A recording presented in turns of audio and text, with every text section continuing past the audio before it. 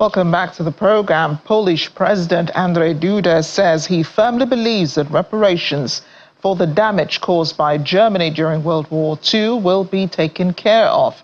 He was speaking on Sunday at an event commemorating the beginning of the war in Wilan. According to him, these losses are estimated at more than 6,200 billion zlotys, at more than 1.5 trillion euros. And if anyone thinks that these are mostly literal material losses in the form of destroyed buildings and destroyed assets, they're mistaken. For the most part, this amount is a loss of output. According to him, the issue of reparation is still not settled. No one has ever wavered from the expectation that if someone just came and destroyed something for us, then he should give us the same or pay for it, just as it is perfectly natural. If someone causes harm to someone else, then it must bear the obvious consequences of this, also in the form of restoration of the or payment of such an amount as will make this possible. Duda, however, said that Poland had forgiven German perpetrators, though pain remains. And speaking of Germany, Chancellor Olaf Scholz has urged mainstream parties not to lend support to the far-right Alternative for Germany party, which won a big victory in the eastern state of Thuringia on Sunday's regional election. The result gives the far-right its first win in state parliament elections since World War II. Germany's anti-immigration Alternative for Germany, AfD, has been celebrating its historic success. The AfD won almost a third of the votes, 9 points ahead of the conservative CDU, and far in front of Germany's three governing parties. The result gives the far right its first win in a state parliament election since World War II. The AfD came to a close second in Sunday's other big state election in the more populous neighboring state of Saxony. A Nigerian-Canadian woman is set to appear at the Ontario Court of Justice after being charged with uttering threats. Amaka Sonberger was apprehended on Sunday following an allegation into online content she reportedly posted on August 25th, threatening violence against specific members of the Nigerian community. According to the Toronto police, the case is being treated as a suspected hate-motivated offense, with the hate crime unit involved in the investigation. Nigeria's House of Representatives and the Nigerians in Diaspora Commission had petitioned Canadian authorities to investigate and prosecute her for inciting violence and genocide. The 46-year-old faces up to 5 years in prison. Now, a court in Taiwan has ordered the release of former Taipei mayor and leader of the Taiwan People's Party, Ko Wen-je, who was arrested following a corruption probe. Taipei District Court ruled he should be released, citing insufficient evidence for his detention, adding his prosecutors had failed to make the case for his arrest. Mr. Ko was arrested on Saturday as part of an investigation into alleged corruption scandal in the redevelopment of the core Pacific City shopping center in the Taiwanese capital. The former mayor, who came third in January's presidential election, said there was no evidence of his involvement in the real estate scandal. A surgeon by training, Mr. Ko entered politics in 2014 when he successfully ran for the mayorship of Taipei as an independent candidate. And at least 11 people have been killed in the Philippines after tropical storm Yagi lashed the north of the country overnight. The heavy storm caused floods and landslides, forcing schools and government offices to shut down. More than 300 people who were evacuated are now sheltering in camps. In July, powerful Typhoon Gami triggered heavy rain and massive flooding in the Philippines, resulting in at least 22 deaths. Let's turn to health matters now. Several patients at a temporary Mpox isolation ward in the eastern DRC are in dire need of proper medical care. Hospital staff speak of an overwhelming struggle with medicine shortage and overcrowding. These patients have been diagnosed with Mpox, a virus which was declared a global health emergency 3 weeks ago. President Tshisekedi has approved a $10 million fund to support the outbreak response. Several reports over the past 2 weeks indicate that vaccines are expected to arrive soon to help combat the new strain of the virus. 10,000 doses arrived the continent last week in Nigeria, receiving the first batch. Officials are closely monitoring the reality. Health workers in parts of the DRC, the epicenter of this outbreak, say they will continue to struggle to provide adequate health care for patients. And in Pakistan, the country's confirmed a fifth case of the Mpox virus. It was detected in a 51-year-old air passenger in the city of Peshawar, while a suspected case of the deadly virus was detected in the city of Karachi. According to health officials, medical personnel at the Peshawar airport detected 2 travelers returning from Jeddah, displaying symptoms of Mpox last Thursday, and only one of them was confirmed to have the virus. Officials are closely monitoring the situation and have implemented all necessary measures to control the spread. Our Africa needs to look within for solutions to curbing the Mpox, as international help, no matter how well intended, will not be enough to prevent spread of the virus on the continent. These are the thoughts of Professor of Virology, Educational Administrator and former Vice Chancellor of Redeemers University, Chairman, National Technical Committee on COVID-19, Professor Oyewale Tomori, was speaking on our Foreign Affairs program, Diplomatic Channel, following the World Health Organization announcement of Mpox as a public health emergency. What are we doing with what we have? What are we doing with the surrounding, you have said? Let me quickly look into one thing: vaccine versus disease surveillance. And I think this is the message. The strength of us in Africa is in disease surveillance. We've had 100 years of looking at disease. You remember when, in 2014, when Ebola came into Nigeria, in Lagos? Within 3 months, we resolved it. Only about 20 cases, and I think 8 people died or 11 people died. Did we use any vaccine then? No, we didn't. What did we do? We put in our own disease surveillance. We did our contact tracing. We followed up with the cases. We isolated the cases and introduced IPC, infection prevention control now, and we limited the infection. We have that strength. We have that ability. We've done. Kenya did it for anthrax. Uganda did it for Ebola. Why are we not putting our money in those areas? When I was growing up, each state had an EP division where they had their vehicle. If anything happened in any place, they went there. Today, the EP divisions have abandoned their duties to the NCDC, and they don't even have a bicycle to go and investigate anything. Yet the tire of my president's car can buy many vehicles for innocent, for those people to function. These are the areas where we should focus on our strength and stop embracing our weakness, which is in the area of vaccine. You can watch the full interview with Professor Tomori on Diplomatic Channel. It airs today, 8:30 p.m. in the UK on Sky 515 and 11:30 p.m. on DSTV 420. I want to bring in public relations officer of the Association of Public Health Physicians of Nigeria, Dr. Blossom Maduafokwa. She joins us virtually from here in Lagos. Doctor, thank you for joining us on the program today. Thank you so much for having me.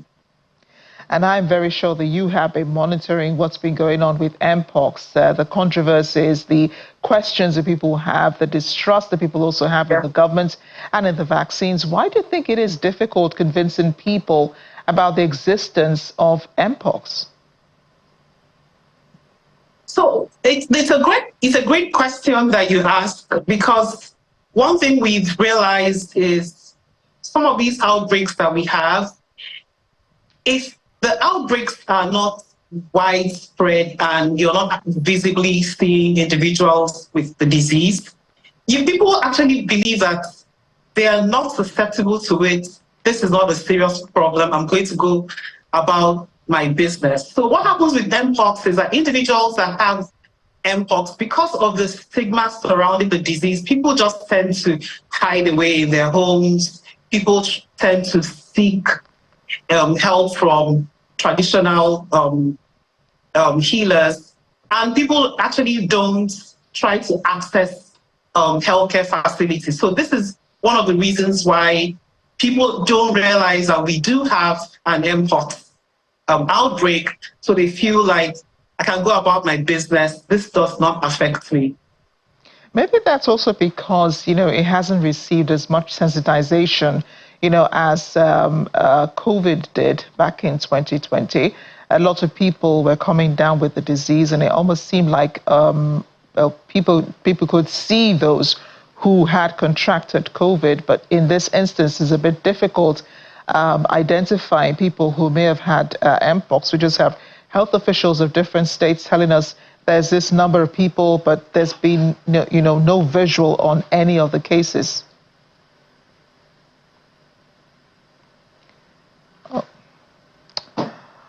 We do apologize. Seems to have lost the connectivity there with Dr. Blossom. We'll try to reconnect with her to continue this conversation. In the meantime, African leaders are gathering in Beijing for the 9th Forum on China-Africa Cooperation, FOCAC for short, expected to provide a framework for navigating China's evolving strategic partnership with the continent in the post-COVID era. It's taking place at a time of rising geopolitical tension that will see Beijing prioritize its position in relation to other world powers. Climate and energy are expected to be among the key topics for negotiation between Chinese and African stakeholders. Discussions will also focus on digital and technology cooperation in a bid to close Africa's digital divide.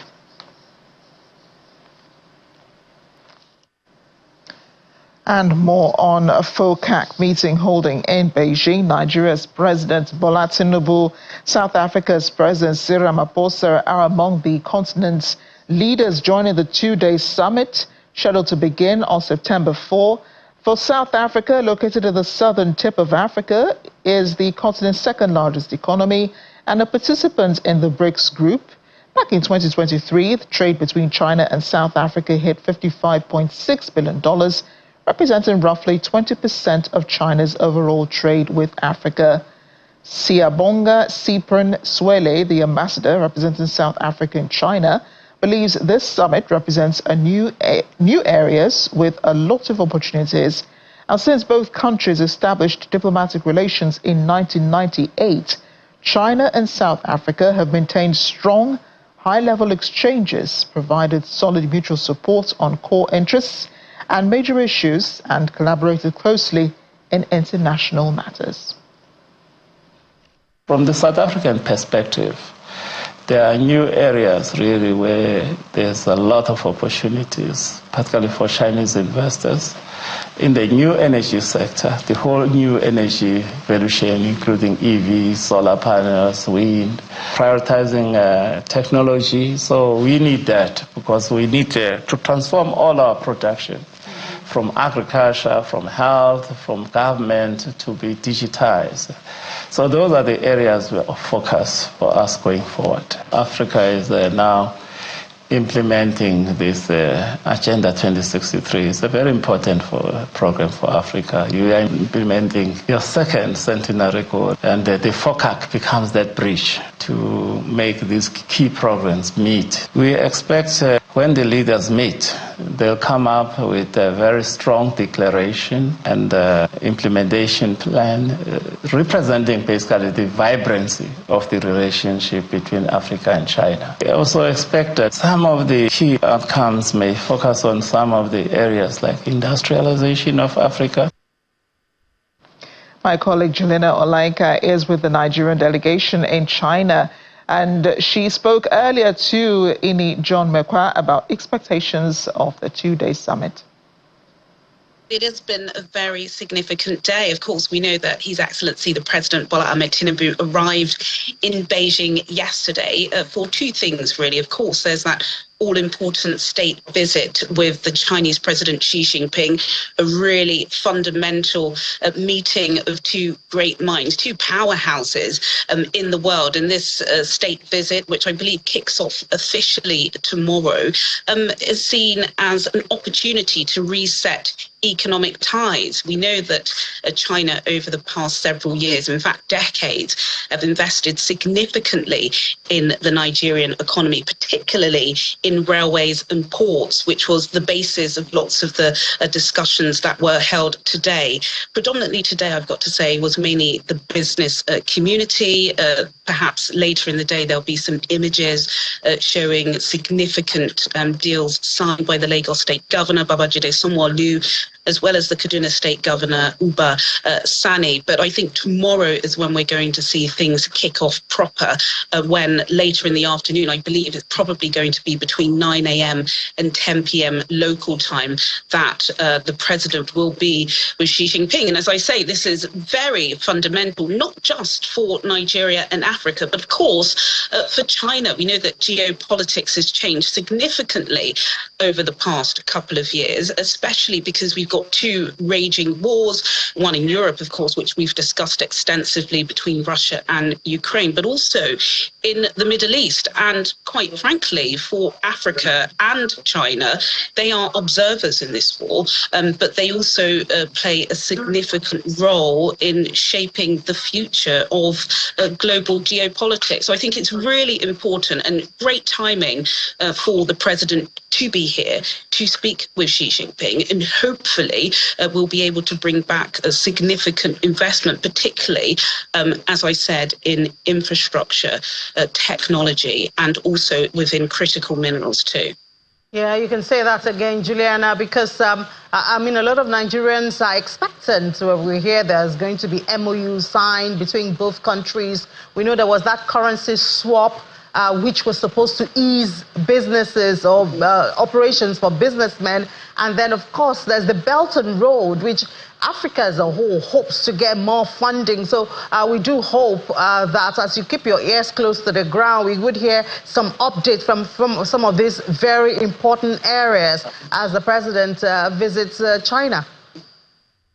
Oh, absolutely, Annie. You know, the Forum on China-Africa Cooperation, which is the main reason why African heads of state are in Beijing, is going to be crucial to discussing the evolution of the Belt and Road Initiative and investments coming through to the critical power sector, as well as in infrastructure and technology. We've got the Minister for Digital Economy here, Bosun Tijani. He was speaking this morning at Huawei, and it does appear, at least from the optics, that the mood music around this Nigerian delegation is very, very positive.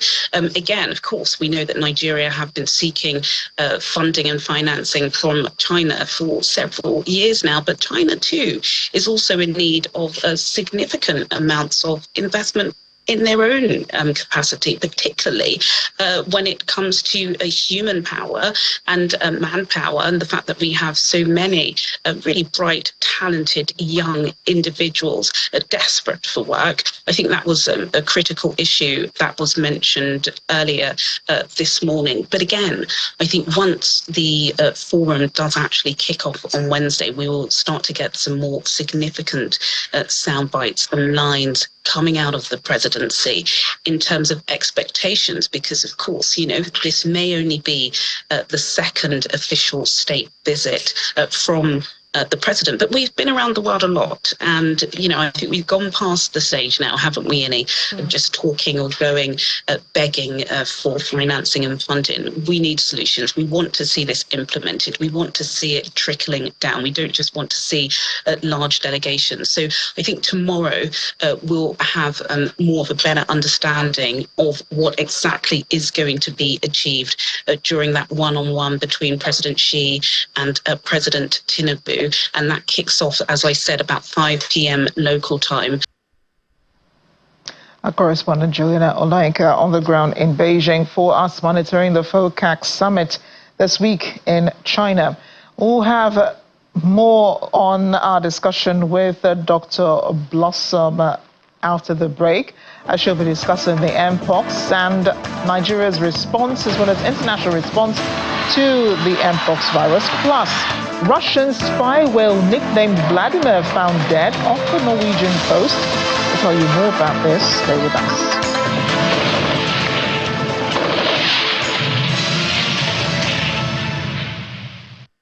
Welcome back to The World Today. Let's rejoin Dr. Blossom Madwafokwa now to complete our conversation about Mpox, especially with the 10,000 doses of vaccines given by the United States to Nigeria.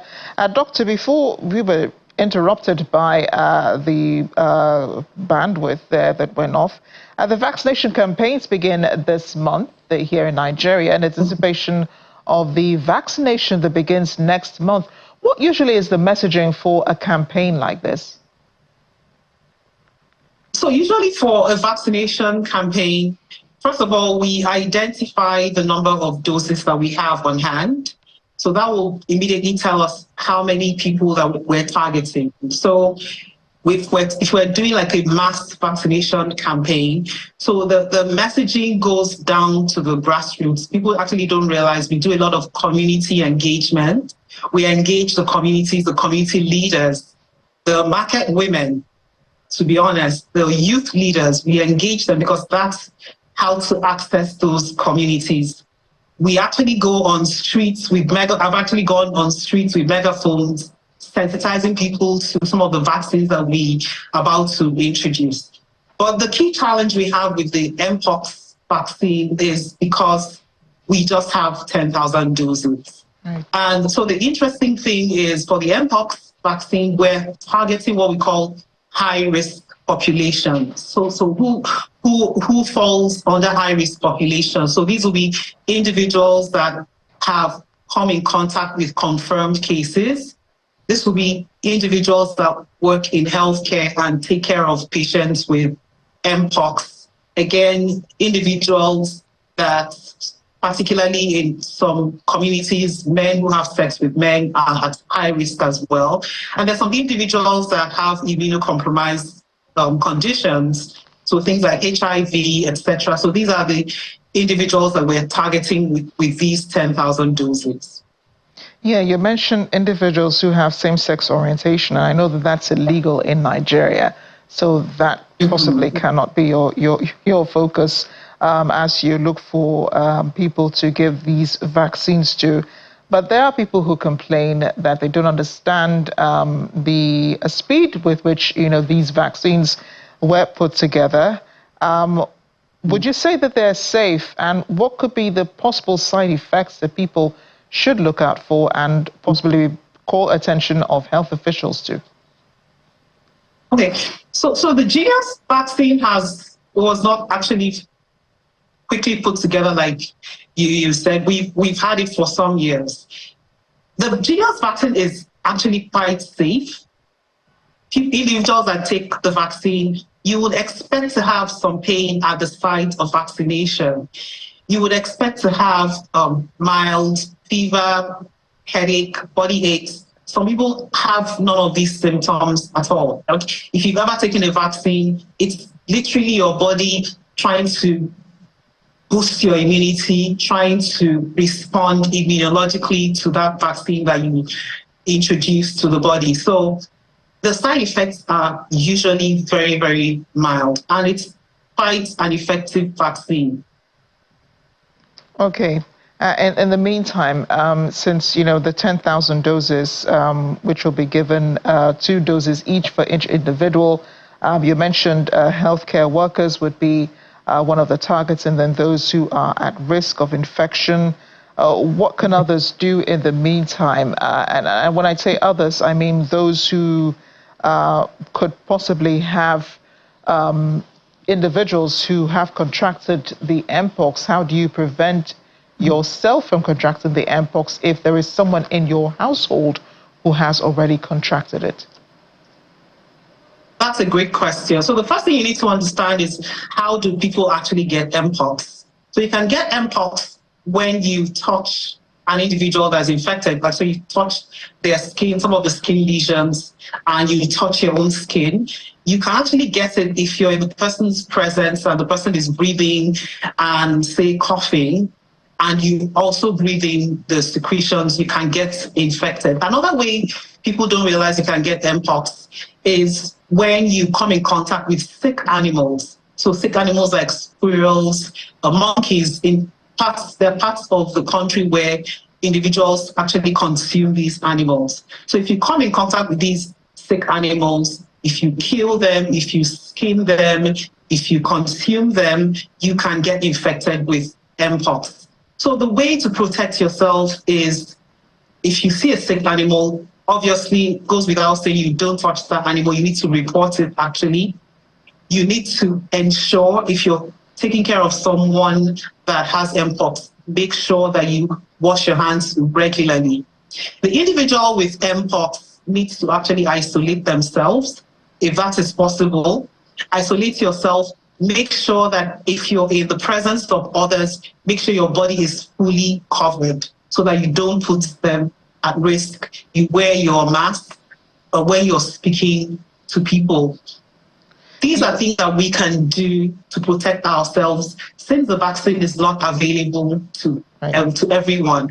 And beyond that, spread the information, spread the news, speak to people, and let people know how this infection can be contracted and what you can do to protect yourself. If you observe that you have rashes, a fever, swollen glands, please seek help at a healthcare facility so that they can take care of you properly, advise you on how to isolate so you can also protect other people from infection. You know, Doctor, when you're talking about sick animals, I noticed you mentioned monkeys. These are, you know, rare animals that people would come in contact with. I mean, except you're living somewhere on the island, I think in Lagos, somewhere close to water, you really don't have access to to monkeys.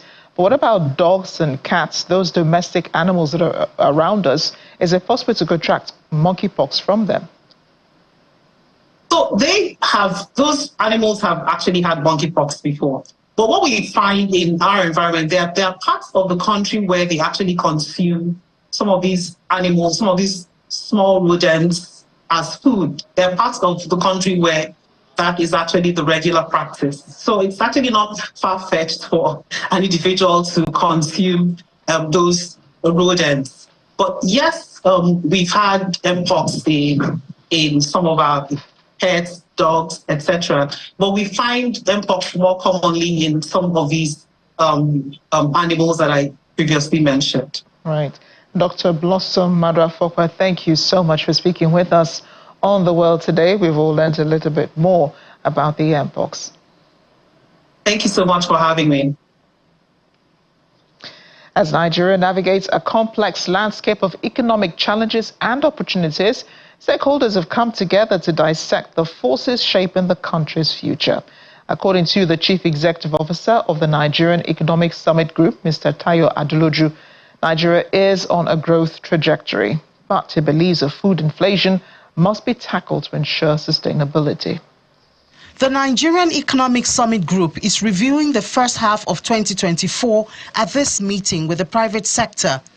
The group believes that the 68 basis point gross domestic product growth to 3.19% in the second quarter of the year, compared with 2.51% recorded in the corresponding period a year earlier, shows good signs. The panel here believes that the number could have been better if threats to supply of food were handled. As it is with barley, there's a similar opportunity if we can grow it locally. And we've tried to do that. We've actually kicked off that endeavor in Jigawa, in Kano, a number of the northern states. But what our challenge has been that the best and the most optimal locations for growing barley are inaccessible. And they're so inaccessible because of the insecurity. Challenges motivate innovation, and this has happened in dealing with security. Everybody these days tends to be in charge of their own security, as it were. So what you work with is we have local vigilantes. We'll tell the people in the community that, listen, this is your community. This is where we're farming. So it's incumbent upon you to make sure that your security is important, as important to us, must be important to you. So we have about 35,000, outgrowers who work with us, but we have local vigilantes who take charge of that security system, or the security architecture in that area. Again, government supports with the military and, of course, the police.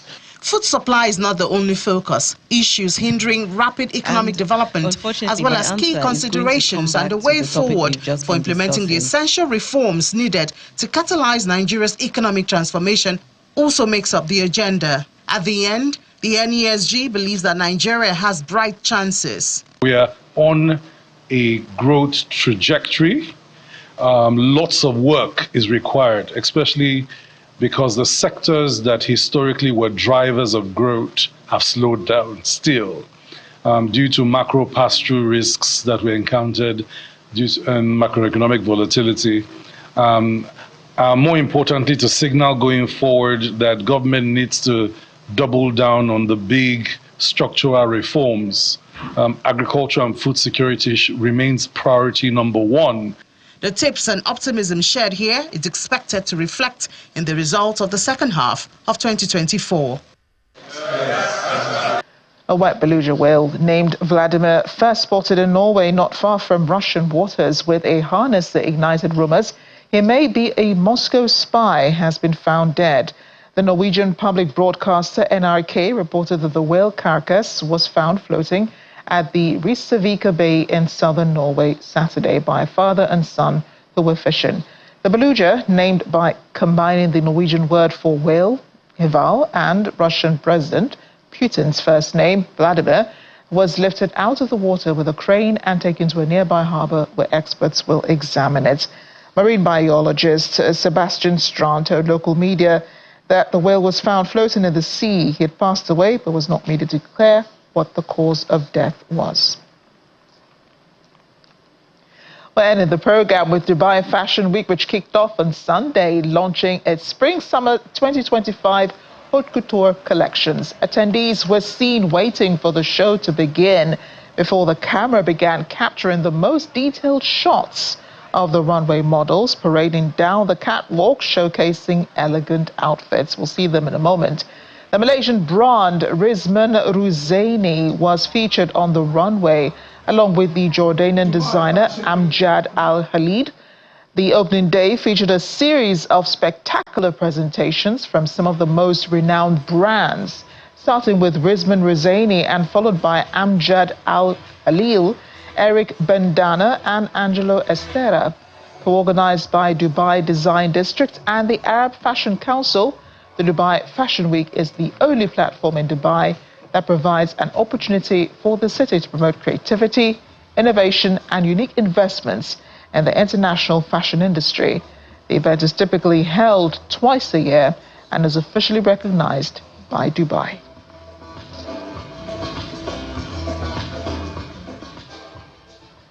That's the world as we've seen it today. Thanks for watching. I'm Amarachi Obani.